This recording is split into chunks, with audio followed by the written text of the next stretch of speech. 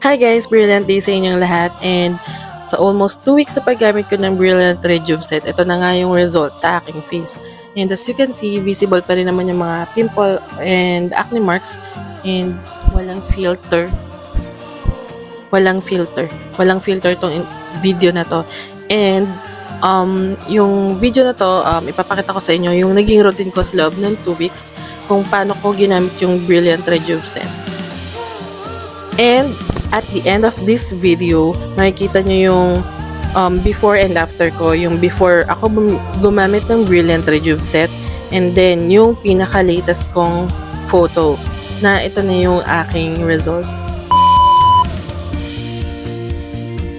Hi Brilliance! Today I'm gonna show you my routine for almost 2 weeks now on how to use Brilliant Rejuvenating Set. As a reminder, this product is not recommended for teenager, pregnant, and lactating moms. First step sa aking morning routine is maghihilamos muna ako gamit yung Brilliant Kojic Acid Soap. And then, babasahin ko muna yung face ko ng water. And yung soap is hindi ko siya dinadirect sa face ko. Pinapabula ko lang siya sa mukha ko, and then saka ko siya ipapath sa aking face. And then, after ko maghilamos, patutuyuin ko lang sa facial tissue yung aking face bago ako mag-toner. Gamit yung Brilliant Rejuve Topical Solution Toner. And then, ang pag-a-apply ko naman ng Brilliant Rejuve Topical Solution Toner is pa-upward motion.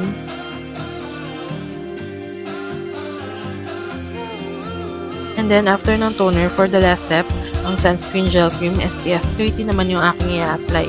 Nag-apply ako ng sunscreen before ako pumasok sa work, 15 to 30 minutes before ako lumabas ng bahay. Kasi ang pasok ko is 8 a.m. Kadalasan before 8 a.m. medyo maaraw na at masakit na sa balat yung araw. Kaya I make sure na nakakapag-apply muna ako ng sunscreen bago pumasok. And sa work, baon-baon ko naman din yung sunscreen na sa shake. And then magre-reapply ako ng sunscreen every 2 hours. For my night routine, gagamit lang tayo ulit ng Kojic Acid Soap. Like on my morning routine, babasahin ko lang muna yung aking face, and then pabubalain ko lang yung soap sa aking kamay at hindi ko siya i-direct sa face ko. And magbabanlaw ako na mabuti. And after niya, patutuyuin lang natin yung mukha natin sa facial tissue.